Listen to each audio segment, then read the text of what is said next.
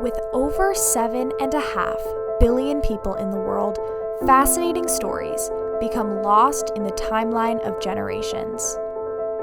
My name is Lily Donnelly, and I have made it my mission to give a voice to the voiceless in the hopes to unite our similarities through investigative journalism.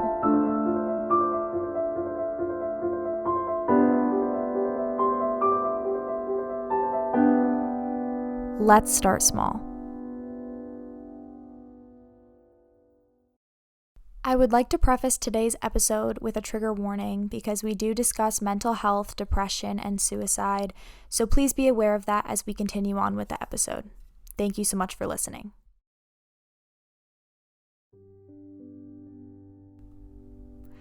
Today's episode focuses on 3 individuals with the same passion for content creating. Content creation is the contribution of information to any media, specifically digital media. Content creating has become a widely supported passion over the past 10 years. In the current age of social media, content creating can take many forms, such as YouTube, TikTok, Instagram, etc. Today, I sat down with Fiona Connolly, Parker Anderson, and Sam Whitney to discuss their passion for film and how it has altered the course of their lives. Fiona Connolly is a very close friend of mine that I had the pleasure of meeting during my first semester at Syracuse University. From an early time in our friendship, I observed her passion for video creating. After building a YouTube channel of her own in February of 2014, she's accumulated a total of almost 100,000 views and over 1,000 subscribers. Her content ranges from vlogs to short films. Nevertheless, video production has given Fiona an outlet to express her character and emotions. In spring of 2016, Fiona underwent something that she had never anticipated. Her father was diagnosed with kidney cancer. Fiona managed to morph her love for film into a coping mechanism that forever changed her outlook on life.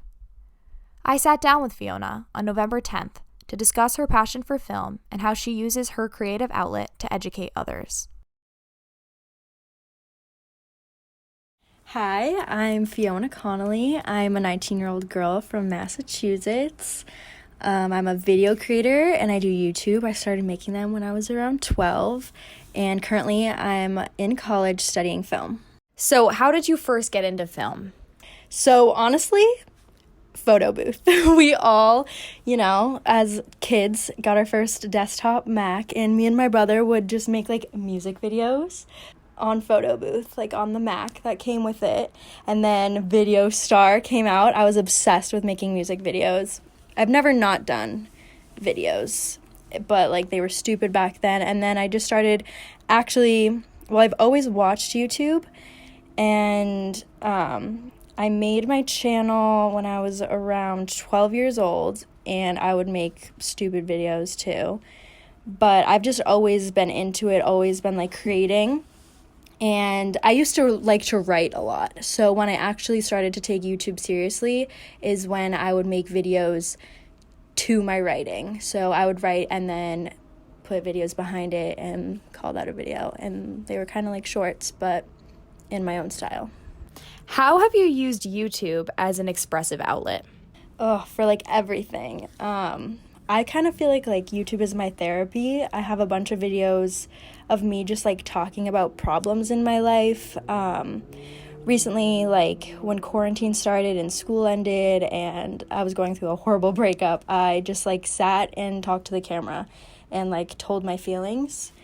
And I've always done that. I've always just talked about my emotions just to get them out there. And I always thought if this could help one person, if one person could relate to this, my job here is done, because I always watched YouTubers who would just be so real and honest about what's going on in their life, and that's what I like to see. What is one moment in your life that was monumental to who you are today? Ooh, I have to think about this one. So this isn't a set moment, but I have dealt with my mental health issues for probably honestly when I was like 12 it started too, like when I started YouTube, I guess. I have just always had like depression episodes and I've always had anxiety, so I feel like that's just like made me who I am today. And like I am definitely like an empath, and honestly like my videos reflect that, I think. And I think that's just really shaped who I am because I really care about how people feel so much. And if I didn't have that, I feel like I wouldn't understand things. Like I feel like everyone has to go through like really hard times in order to just understand life and understand who they are. And I think that's definitely just shaped me. So you think YouTube has contributed to how you are today? I haven't really thought about how, like, when I started YouTube, I also is when I was, like, started being depressed. But I guess that aligned. Before coming onto the podcast today, we've spoken about things that you've gone through in your life, but you told me about your dad. So I wanted to ask you if you could tell me about your dad and his struggle with cancer. So, me and my dad are like best friends. I feel like anyone who knows me knows that my dad is such a big part of my life, and he's such a goofy, fun guy and is like friends with all my friends, and he's just like so funny. But he got diagnosed with cancer when I was 13, and that really shook up my whole family, as it would for anyone. And that's when I honestly started taking YouTube seriously because, again, I turned to it as an outlet. I was writing a lot and wanted to make videos for that writing.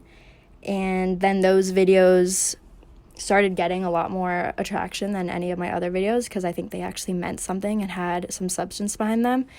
And then that's what got me into just like, okay, I'm going to do this thing. Like, I know how film can impact people now. And yeah, I think it started my whole film career. So what specific videos related to your expression of, how you were feeling during that time period? So I have two. Why You Should Keep Going, which was the first one. And it was basically about how if you are sad, if you're dealing with anything, why you should keep going, basically. And it goes through all like things that make me happy or make others happy and why you should stick around to see those. And then another one, What 2016 Taught Me.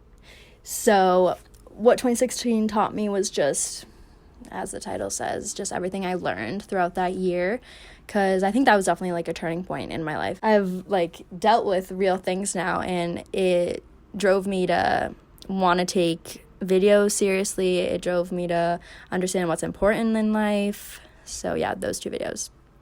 What did it feel like when you first found out that your dad had cancer? Oh my God, I remember the exact moment. I was sitting on my bed in my old house, and my parents walked in, and they like never come in my room together, and they were just like, I have to tell you something. Dad has cancer. And I didn't really think of it. I feel like every little girl like sees their dad as untouchable, like nothing can ever happen to them.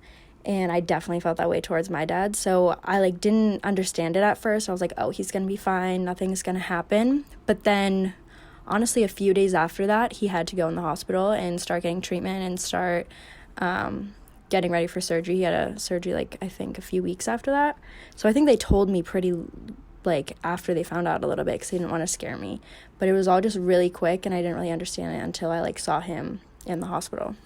At that age, how do you think that shaped your personality today? Yeah, I think it definitely made me exactly who I am today. It made me closer to my dad. It made me realize how quick life is, like how short things can get taken away. And my dad is like okay now. He still like has cancer, but he's like fine now. He lives his daily life. He's not in the hospital, but I still go with him to the monthly appointments. And it's our little time now just to go into the city and hang out. And I just sit there with him. And I think at a young age and seeing that and just like holding his hand every step of the way kind of made me grow up because I had to be there for him. And usually like your dad is there for you. I think him getting sick is what started this whole thing. I don't think I would have started writing if I wasn't going through that time. So I wouldn't have made those videos, which I wouldn't have started taking YouTube seriously. And I just learned through that time that film and videos is so powerful. Like, it can portray any emotion you want it to. It just can portray whatever you want it to, and people can feel anything they want through film. And I think things that we can't say, we can show, and that's what I want to do with my shorts. So what do you want to come of your YouTube career in your future? I have just always looked at it as reaching out to others, being there for others. If I've said before, if my videos can just help one person or make them learn anything, then my job is done. I don't want to be one of those like Instagram girls or YouTube girls who just is perfect and like only shows the good parts of their life. I want to talk about mental health issues. I want to talk about how things are not perfect and help other girls who deal with that stuff and have someone to look up to, because that's just, seeing girls who are all perfect all the time isn't productive, isn't helpful, and we need like role models, I guess. I don't consider myself a role model, but we need people that young girls can look up to who are real. After concluding my conversation with Fiona, I was fascinated by the realm of film and content creating. I searched to find another source in my community that could further this conversation and provide me essential details on how film can supply amazing opportunities aside from social media. While conducting my search, I found Sam Whitney, another passionate Syracuse University freshman who was eager to talk to me about his film experience. My name is Sam Whitney. I'm 19 years old. I'm from Cape Elizabeth, Maine, which is right outside of Portland. I've been into the filming and editing kind of industry, I guess you could say, since I was in 7th grade, so it's been a while. I started just editing NFL highlights, NBA highlights, just professionally filmed sports. And then I kind of decided to venture into the filming side of things when I got into high school. So I've been pretty heavily involved with sports media, and then kind of alongside with sports came documentary stuff. Yeah, so through high school, I've just been filming a bunch of sports, making documentaries, commercial work, weddings, all that kind of stuff. So how did you first get into film? First, when Vine was a thing, me and my friend were just sitting at his house and we were scrolling through Vine, and all these like sports edits popped up. Just kids taking professionally filmed highlights and making them look all fancy. So I go, we'll give that a shot. So we started an Instagram that night, just editing basically. And now, like, we racked up a couple thousand followers. I turned into a lacrosse highlights account, and now I've turned it into my personal video account. But yeah, basically started with that editing.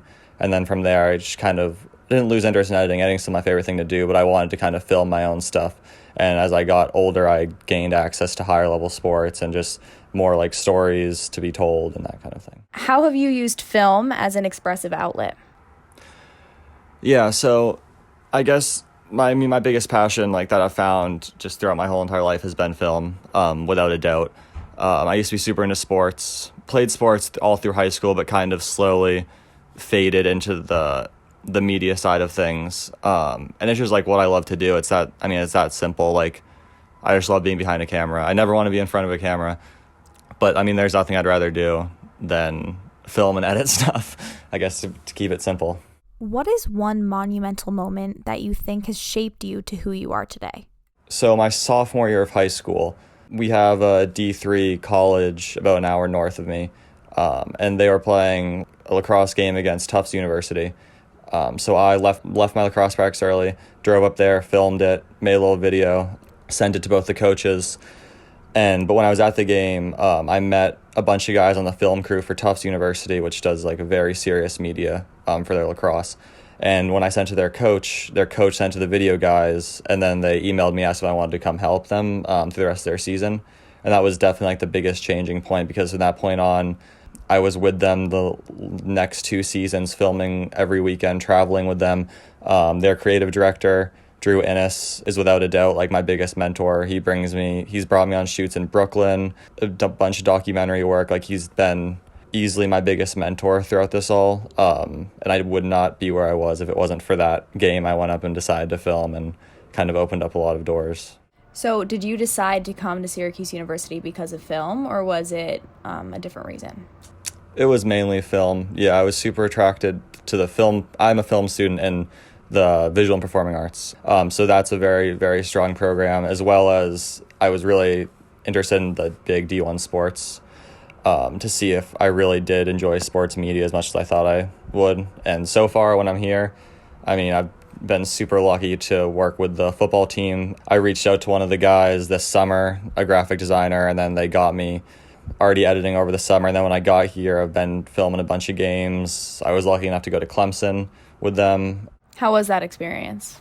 That was the coolest thing I've ever done filming wise. I mean, without a doubt, getting to take the chartered plane down there and get the whole experience. I mean, I've never even been to a quote unquote real college football game until then. And that stadium was still at fifth capacity, but it was crazy. And honestly, it seemed like Syracuse was kind of in that game for a while. But just to have that opportunity as a freshman isn't something that you see very often. And I'm super lucky for the opportunities I've already been given.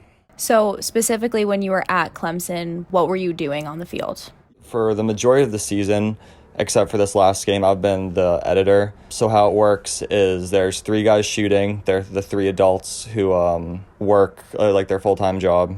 So they shoot when the team arrives, then they run me in the cards, and I have about 5 to 10 minutes to put out a video, edit it, get on the Instagram, and then they film again through pregame. And then I edit a pregame video, have about 15, 20 minutes. They put that on Instagram. And then when we win, I stay up until like 4 the next morning editing so I can put out another video on Instagram. So at Clemson, I was basically doing the same thing.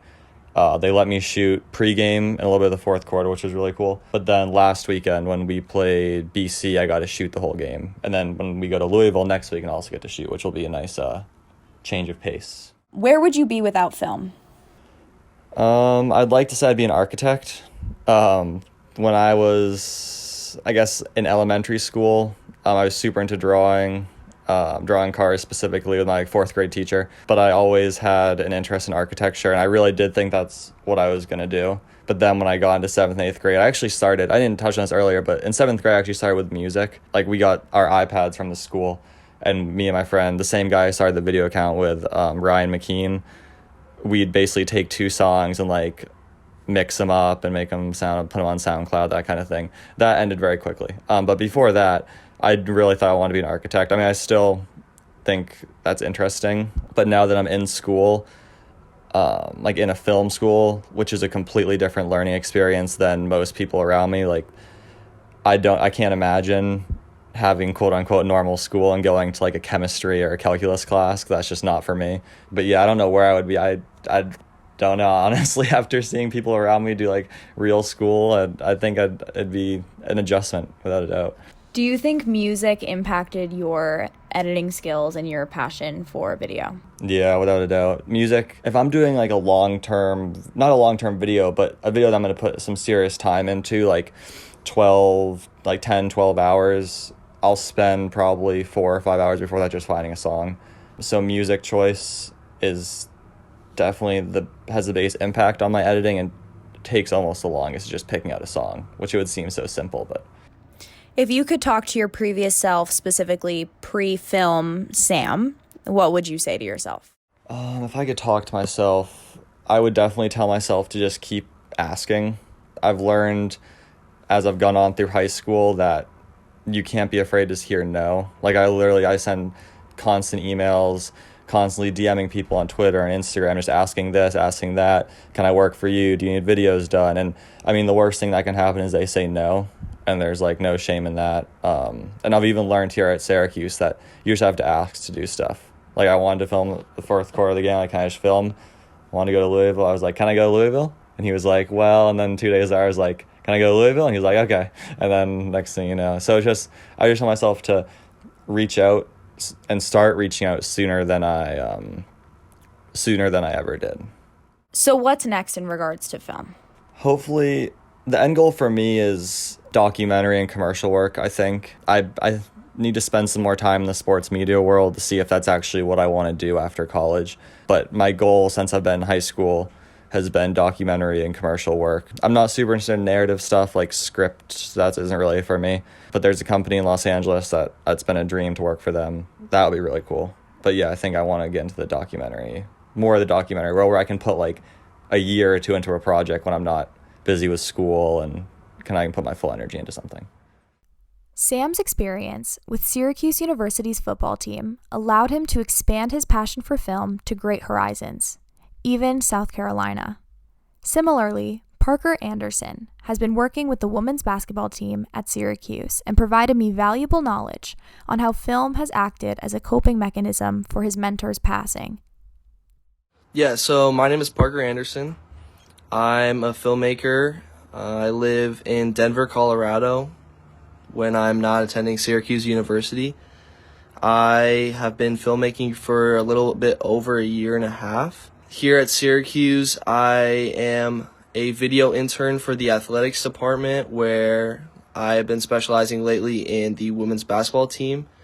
Hopefully we'll be able to travel with them and do content creation in the spring when I return to school. How did you first get into film? Growing up, my whole life basically revolved around a camera. My mom was a stay-at-home mom, and she, in addition to raising me and my little sister, she was a professional photographer, would do like senior portraits, family portraits, all that kind of stuff.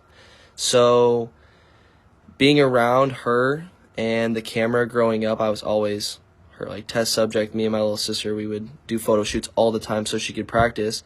And growing up around a camera really has an influence on who you develop into the person you are. Like, I'm sure anything that you grow up around has a big influence on what you turn out to be. So just being around her, always taking pictures of us, it took a heavy influence on what I wanted to eventually do with my life, which is now filmmaking. But the process of getting there was a little bit all over the place. So in regards to content creating, did you start with photography? Yeah, I did start with photos just because that was what was native to me. My mom never did any video. So when I got my first camera when I graduated 8th grade, that's just what I jumped into. She knew how to teach me photo. She didn't know anything about video. So that's what I originally started with. Did that for, I want to say, like 1.5 years going into high school. I was on the yearbook doing photos for the sports teams and that kind of stuff. So would you say you're self-taught? Oh yeah, 100% I was self-taught. My mom knew everything about photography, so she was able to teach me all of that. But then when I got curious and wanted to switch to video, she had no expertise in that. And that was just kind of my own like breaking away, I guess you could say. And the reason why I did end up switching from photo to video was I just got so tired of getting the same photo results every single time. Because I was shooting sports, I was always looking to get that same throw, that same run, whatever. And it just got old seeing that still motion frame. Whereas in video, you get to see the story unfold through time, and I liked that a lot more. So when I was switching over, I basically just had to figure it out for myself. I adopted all of my mom's camera gear because at this point, she was no longer doing photography as a full-time gig. She was just doing it on the side, so she supported me getting a new camera and all that. But I was really just kind of testing stuff out and seeing where it went from there. And another thing, too, was I was really only filming sports, and Colorado sports are, I wouldn't say that they're terrible, but there's not a huge media presence in the surrounding like cities around me. So when I would go to stuff, I was really the only one on the field with a camera. So I didn't really get the opportunity to meet a whole lot of other creatives that were doing video. In fact, I didn't even really meet anyone or collaborate with anyone until just recently, a couple months ago before I came here. So everything I taught myself was through YouTube, through trial and error, which is tough because there's a lot to figure out. There's a lot of technicalities. I'm still learning to this point today. Like when I got here to Syracuse, there's a lot of things that I had absolutely no idea about that I just completely skimmed over. There's just a lot of technical aspects to filmmaking that you just like really can't teach yourself. And my high school didn't really have any classes. I actually was in a video journalism class, but my teacher was just, he was super old-fashioned, like the newspaper, like the yearbook.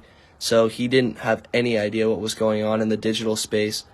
I ended up running the class to the best of my ability, really. Yeah, I was basically teaching stuff that I had taught myself at that point. So how have you used film as an expressive outlet? Filming for me is my one time where it's just, I like get put in my zone. When I'm out on the field, or I like to film basketball the most. So I'm in a crowded gym. Everything's loud, the game's playing. But for some reason, when I'm filming, like, everything is just completely silent, and it's just me and my camera capturing the moment.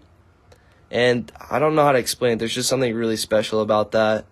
And just getting to see everything unfold in a way where you're, like, really paying attention to everything that's going on in the moment. Whereas as a spectator, you watch the game, but you really don't watch it into the detail that you would as you do when you're trying to capture the sport through video, which is something that I really like. It's just a way to get away from my thoughts, from my environment, and often what I'll find myself doing when I just need a break from whatever's stressing me out in life. So what is one moment in your life that was monumental to who you are today? It was September of my junior year. I was in marketing class. The kid I sat next to, his name was Nick Bales. He was a senior at the time. I was a junior. He was a big influence on me creatively. He had a streetwear company called Brought to Reality that focused on erasing the stigma around mental health.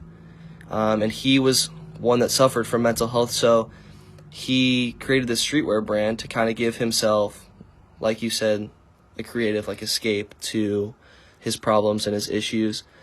And by doing this and by sitting next to him, every day when I'd walk into that class 6 hour, he would always bounce ideas off of me. He'd show me his latest designs, ask me what I thought of them.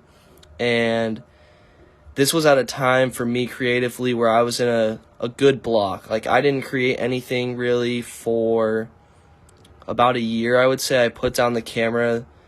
I was tired of taking photos. I didn't directly switch into video. So for me, I told him my plans, what I was thinking. I told him that I wanted to switch to video. Told him that I was thinking about starting a vlog, and he was just really a good influence on me creatively, just telling me to always go for what I was feeling, what I wanted to accomplish, because by just sitting in that creative block and letting myself be a victim of my circumstances, I wasn't getting anything out of it. So he was a big influence on me. And actually, then it was the end of September. I got a text from one of my friends saying that he passed away. He committed suicide. And this was definitely probably the hardest part of my life, just because, he was such an influence on me creatively. He was the one that was starting to get me to the point where I was creating my plan. I was figuring out how I was going to do this, how I was going to do video, because he didn't really have anyone who was teaching him the streetwear industry, whatever. He was doing that all on himself. And so having him, he was the one that was pushing me to create this plan, pushing me to go into the video space. And so when I lost him, it was just kind of woke me up on actually going out and doing what I said that I was going to do, because at that point I really wasn't. For a while, it was hard because I felt super empty without him, without his guidance. But then I realized later on that he was always in the back of my head, encouraging me, pushing me to keep going. In the next coming months, I sold my old camera body, got a new one that was more video specific, and just started going out and doing it. Not afraid of failure, but really just optimistic of where I was going to go from there. So how do you think his death has impacted your film work today? He's always in the back of my mind. Like I said earlier, when I get to that space when the camera's in my hand and everything's silent around me, it's just me and the camera, he's always in the back of my mind, encouraging me. I always remember that he's there. I remember the days that we sat there, bounced ideas off of each other, and he just pushed me to be the best version of myself. And I guess it's just, whenever I'm doing it, a part of me is doing it for him, just because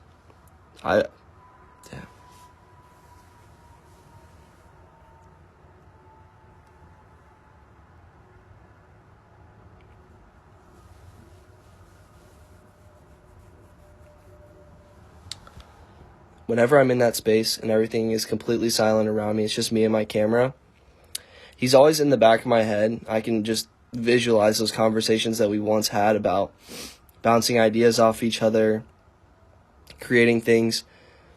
And I know that he would be proud of me today to see that I'm continuing to push on, because that's what he did. It's nice to know that he was that influence for me, that pushed me when I knew that I didn't really have anything left in the tank with the photos, and I was in that creative block. So having him in my life, even for that short amount of time, that 2 months from August to September before he passed, those 2 months and those hours that we spent together have had an impact on the last year and a half of my life, where if I didn't have that, there's no guarantee that I would have ever picked up on video. There's no guarantee that I would have ever started a vlog, and a lot of relationships and just opportunities would have never arise that have made me to the person that I am today. The coolest thing for me in my filmmaking journey so far was kind of when this whole journey came full circle for me. It was March of my senior year, and I saw that his parents, who ended up taking over his clothing company and created the BTR Foundation, the Brought to Reality Foundation, they created a scholarship for seniors at my high school, and in order to make a submission, it was through video. And it was just kind of crazy to me to think that he was the one that got me started into video. He was the one that pushed me through my loss of him. I ended up doing video, and then it pulled around full circle when I won a scholarship through the Brought to Reality Foundation at the end of my senior year. It's just kind of crazy to me. It's one of those moments that, like, I can't really explain how, like, impactful it really was for me, especially because it gave me the ability to attend here at Syracuse. Yeah, it was really cool to be able to have that opportunity. I got to meet his parents, just kind of explain my story, and also just tell my story through video, which is what he encouraged me to end up doing. If you could talk to your previous self, what would you say? If I could go back and talk to myself, I would just tell myself to completely cut out the fear of going out and doing what I said that I was going to do, especially with video, because I lived in so much fear for so long on what if I'm not good enough, what if I don't have what it takes to continue to push myself, I just lived in so many what ifs, where filmmaking for me is an everyday journey. Every day I'm thinking about what I'm going to do next, thinking about what story I'm going to tell, how I'm going to tell it, even to the point where when I sit in the car or sit anywhere and just listen to music, every song that I hear, I can hear or visualize a story playing out. I would have just told myself to get into it earlier and don't be afraid of what there really is. So what's next for you? In the next couple of years after I graduate, definitely want to continue to do film. I have some plans for the next few summers when I go home. Want to get some different internships, work with athletes, that kind of stuff. But I definitely want to do freelance after college, whether that's in Colorado or LA, even New York. Just kind of figure it out as I go along. I've never really been one to plan my entire life out, but just live kind of in the moment, because that's what you do with video. You take in the moment and go from there. So I think it'll just take time to kind of see what I want to do, but I definitely want to continue to work in sports around that creative space. But I'm really open to whatever opportunity and possibilities come my way and wherever that is. So we'll see what happens. After conducting my interviews with all 3 guests, I realized that content creators are extremely passionate about their practice. All 3 individuals specialize in film. However, their experiences differ immensely. I can't stress enough how important it is to recognize the strengths of others in today's society. To conclude today's episode, I would like to leave my audience with a question to ponder. How has your passion shaped you into who you are today?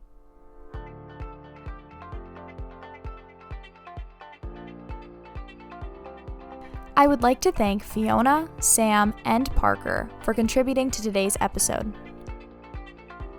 If you would like to be featured in an upcoming segment, send me an email to startsmallpodcast@gmail.com. You can also follow our social media at Start Small Podcast on Instagram and Twitter for updates on upcoming episodes and an exclusive inside look on each of our guests.